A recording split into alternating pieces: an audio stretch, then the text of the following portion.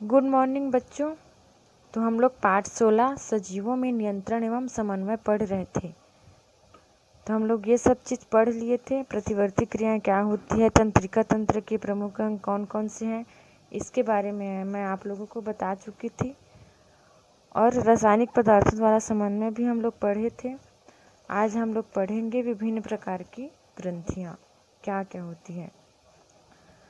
प्रमुख अंतःस्रावी ग्रंथियां हैं पीयूष, थायराइड, पैराथायराइड, एड्रिनल, अग्नाशय, अंडाशय एवं वृषण। और ये हमारे शरीर पर कहाँ कहाँ पर स्थित होते हैं वो भी हम लोग देख चुके थे। मैं एक बार और बता देती हूँ आप लोगों को। पीयूष ग्रंथि है। पीयूष ग्रंथि, यह ग्रंथि मस्तिष्क के निचले भाग में स्थित होती है। ये हमारा मस्तिष्क है, उसके निचले भाग में यहाँ पर पाई जाती है। लड़कियों में यहाँ पर और लड़कों में यहाँ पर मस्तिष्क के निचले भाग में स्थित होती है। इसका आकार मटर के दाने के बराबर होता है। आप लोग देखे हो मटर के दाने? देखना अगर नहीं देखे हो तो। मटर के दाने के बराबर होता है। इस ग्रंथि द्वारा अनेक हार्मोन्स स्रावित होते हैं। बहुत सारे हार्मोन्स इससे सीक्रेट होते हैं। उसका डिटेल तो यहाँ पर नहीं दिया है, लेकिन जब आप आगे की क्लास में पढ़ोगे तो पूरा इसमें इसके और भी टाइप्स होते हैं पीयूष ग्रंथि के अंदर, और क्या क्या हार्मोन स्रावित होते हैं उसके बारे में डिटेल से आप लोग आगे में पढ़ोगे। अभी तो फिलहाल इसमें नहीं है, तो जितना है उतना ही पढ़ लेते हैं। इस ग्रंथि द्वारा अनेक प्रकार की बहुत सारी हार्मोन स्रावित किए जाते हैं। इस ग्रंथि से निकलने वाले हार्मोन अंतःस्रावी ग्रंथियों को उत्तेजित करते हैं। फलस्वरूप उनसे विशिष्ट हार्मोन स्रावित होते हैं। अतः इसे मास्टर ग्रंथि भी कहते हैं। क्या बोलते हैं इसे? मास्टर ग्रंथि कहते हैं। कई बार खाली स्थान में या सही जोड़ी में भी पूछते हैं इसको कि पीयूष ग्रंथि को क्या ग्रंथि कहते हैं, तो आप लोग लिखोगे मास्टर ग्रंथि कहते हैं। इसके द्वारा स्रावित एक प्रमुख हार्मोन है, वो है वृद्धि हार्मोन। ये वृद्धि हार्मोन भी आता है एग्जाम में कि कौन सी ग्रंथि को वृद्धि हार्मोन कहते हैं, तो आप लोग बताओगे पीयूष ग्रंथि को बोलते हैं वृद्धि हार्मोन। इसके द्वारा यह एक बहुत ही प्रमुख हार्मोन है जो है वृद्धि हार्मोन। यह हमारे शरीर की लंबाई में वृद्धि करता है, लंबाई पर नियंत्रण करता है। आपने देखे होंगे कि सर्कस में जो या फिल्मों में काम करने वाले लोग रहते हैं, कई लोग रहते हैं जो बहुत बौने रहते हैं। तो क्यों होता है? इस हार्मोन के अधिक स्रावित होने के कारण बौने हो जाते हैं। इनके बौने होने का क्या कारण है? वृद्धि हार्मोन की अधिकता से शरीर की लंबाई अत्यधिक बढ़ जाती है, और इस वृद्धि हार्मोन की कमी होगी तो व्यक्ति बौना हो जाता है, और अगर इसकी अधिकता हो गई तो व्यक्ति बहुत ज़्यादा लंबा हो जाता है। ठीक है, इसमें दो सबसे बड़ी इम्पोर्टेंट बात है कि पीयूष ग्रंथि को मास्टर ग्रंथि भी कहते हैं, और इसमें जो सबसे प्रमुख हार्मोन है वो वृद्धि हार्मोन है। ये खाली स्थान और सही जोड़ी में पूछता है। आप लोग इसको अच्छे से पढ़ोगे, जब भी पढ़ोगे इस वीडियो को तो बुक को एक बार खोल कर देखना।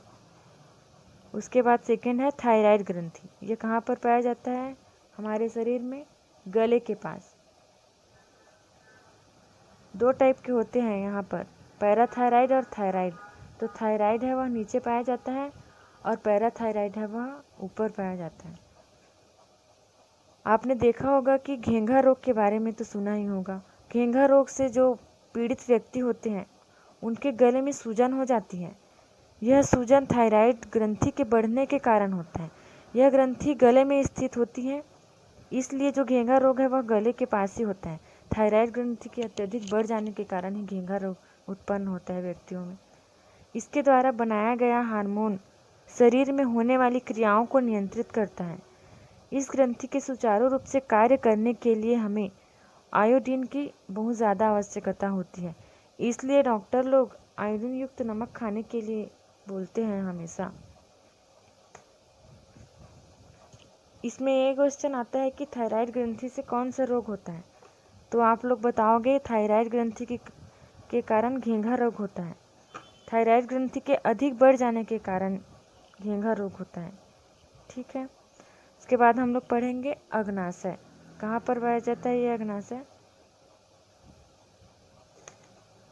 यह हमारे पाचन ग्रंथि के पास पाया जाता है, हमारे स्टमक। देखो यहाँ पर चित्र में देखो, यहाँ पर है, ये दोनों है अग्नाशय। यह हमारे पाचक ग्रंथि, अग्नाशय के बारे में तो पढ़ा होगा, नहीं पढ़ोगे तो आगे कक्षा में पढ़ोगे।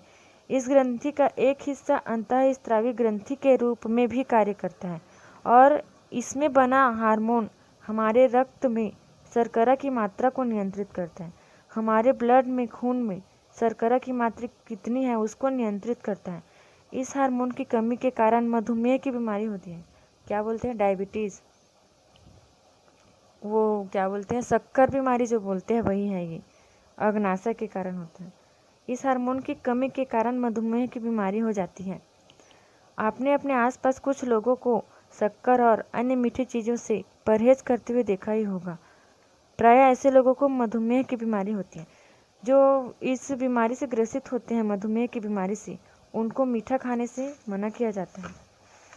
इसको मधुमेह बोलते हैं आप लोग की भाषा में, जैसे कि शक्कर बीमारी बोल देते हैं, और इंग्लिश में इसको डायबिटीज़ बोलते हैं। और यह अग्नाशय के कारण होता है, अग्नाशय ग्रंथि के अधिक बढ़ जाने के कारण होता है। अब वृषण और अंडाशय,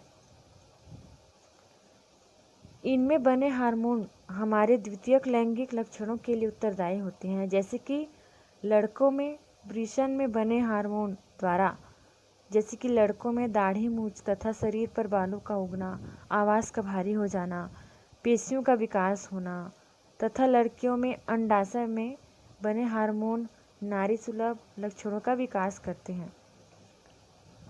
अब हम लोग पढ़ेंगे पौधों में नियंत्रण एवं समन्वय। जैसे कि मानव में होता है प्रजनन, फिर विकास और अनेक प्रकार के हार्मोन्स का सीक्रेट होना, वैसे ही पौधों में भी होता है। जैसे कि जंतुओं की तरह पौधों में भी उद्दीपनों के प्रति संवेदनशील होते हैं। इनमें तंत्रिका तंत्र तो नहीं पाया जाता, फिर भी पौधे प्रकाश, जल, स्पर्श, गुरुत्वाकर्षण आदि के प्रति प्रतिक्रिया व्यक्त करते हैं। जितने भी संसार में जीवित प्राणी हैं, सभी में भी आगे बढ़ने की, उसमें प्रजनन करने की क्षमता पाई जाती है। जितने भी जीव हैं, चाहे पेड़ पौधे हो, चाहे जानवर हो, चाहे कोई भी हो, जिसमें जितने भी सजीव जीवधारी हैं, उसमें प्रजनन की क्षमता पाई जाती है। चाहे छोटे कीड़े मकोड़े हो, पौधे हो, जानवर हो, मनुष्य हो, सभी में प्रजनन की क्रिया क्षमता होती है। जंतुओं की तरह पौधे में भी हार्मोन बनते हैं और ये हार्मोन है वो पादप हार्मोन कहलाते हैं। जो पौधों में हार्मोन बनेंगे उन्हें पादप हार्मोन कहते हैं। पादप हार्मोन मुख्य रूप से वृद्धि को नियंत्रित करता है। पादप हार्मोन है वो पौधों में वृद्धि के लिए उत्तरदायी होता है, अतः ये वृद्धि नियंत्रक कहलाते हैं। पौधों के कुछ प्रमुख हार्मोन हैं जो इस सारणी में दिया गया है। ये हार्मोन है और ये उसके कार्य हैं। जैसे ऑक्सिन हार्मोन है जो पौधों में पाया जाता है, वह पौधों में वृद्धि को प्रेरित करता है। और जिब्रेलिन हार्मोन है वो पौधों में पुष्प खिलने को प्रेरित करता है। साइटोकाइनिन हार्मोन है वो पौधों में कोशिका विभाजन को प्रेरित करता है। एब्सिसिक एसिड क्या है, पौधों में जब पूर्ण वृद्धि हो जाती है तब वृद्धि को रोकने का कार्य करता है।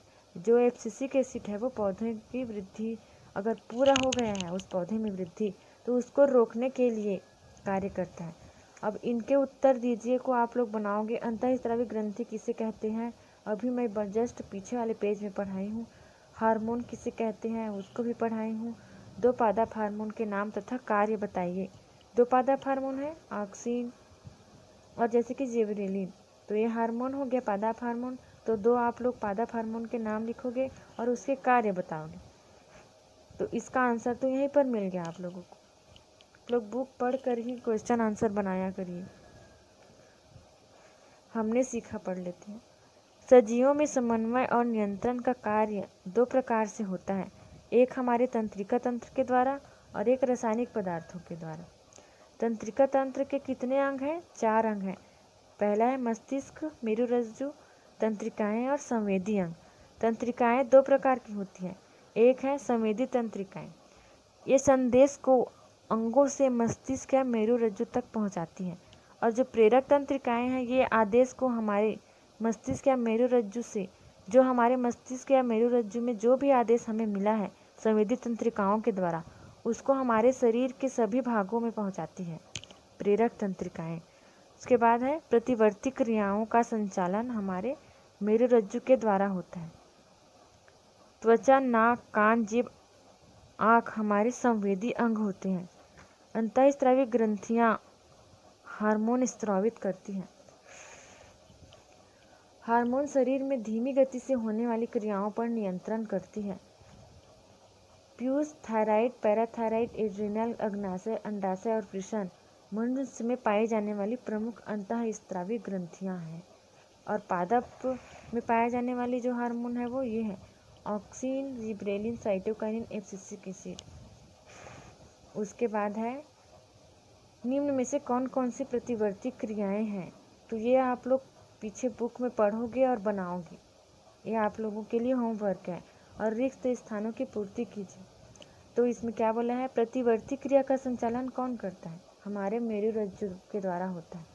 मस्तिष्क तक जो सूचना ले जाने वाली तंत्रिकाएं हैं वे हैं संवेदी तंत्रिकाएं। प्रेरक तंत्रिकाएं, प्रेरक तंत्रिकाएं आएंगी। स्पर्श का अनुभव हमारे मस्तिष्क के द्वारा हमें पता चलता है। हलिस्थान हार्मोन के कारण हम लंबाई में बढ़ते हैं। वृद्धि हार्मोन के कारण हम अपनी लंबाई में बढ़ते हैं। शर्करा, रक्त में शर्करा की मात्रा पर नियंत्रण हमारे अग्नाशय ग्रंथि के से बना हार्मोन करता है। हार्मोन, खालिस्तान हार्मोन पौधों में पुष्प खिलने को प्रेरित करते हैं। Gibberellin hormone. सही संबंध जोड़िए, क्या है, वृषण एवं अंडाशय में क्या होता है, द्वितीयक लैंगिक लक्षण मनुष्यों में होता है। अग्नाशय रक्त में शर्करा की मात्रा पर नियंत्रण करता है। देखो मैं पहले ही बोली थी ना कि आप लोग सही जोड़े और खाली स्थान में पूछते हैं ये ग्रंथियों इसको क्या बोलते हैं। जैसे प्यूस ग्रंथि को क्या बोलते हैं, मास्टर ग्रंथि। जिब्रेलिन को पादप हार्मोन। तो आप लोग अच्छे से पढ़ा करिए बुक को, कम से कम एक बार तो रीड कर ही सकते हो। उसके बाद है निम्न प्रश्नों के उत्तर दीजिए। आप लोग इसको बनाएंगे और इन्हें भी कीजिए। दिया है, क्या बोला है, इच्छा से होने वाली क्रियाएं क्या होती हैं और स्वतः होने वाली क्रियाएं। जैसे कि झुकना, हम अपने मन से झुकते हैं। जैसे कि यहाँ पर आप लोग लिख दोगे कि चलना, तो इसको हम लोग अपने मन से करते हैं। जैसे छींकना, तो ये एक अनैच्छिक क्रियाएं होती हैं। हृदय का धड़कना, सांस लेना, ये सब चीज आ जाएगा इसमें, स्वतः होने वाली क्रियाएं हैं। उसके बाद हम लोग नेक्स्ट पढ़ेंगे पाठ 17 कंकाल जोड़ एवं पेशियाँ। जो ये पाठ है वो बहुत ही ज़्यादा इम्पोर्टेंट है। आप लोग अच्छे से पढ़ो इसको, आगे भी और पढ़ोगे। 9th क्लास में है इसके बारे में बहुत अच्छे से, इसलिए आप लोग अच्छे से पढ़ना इसको, ठीक है।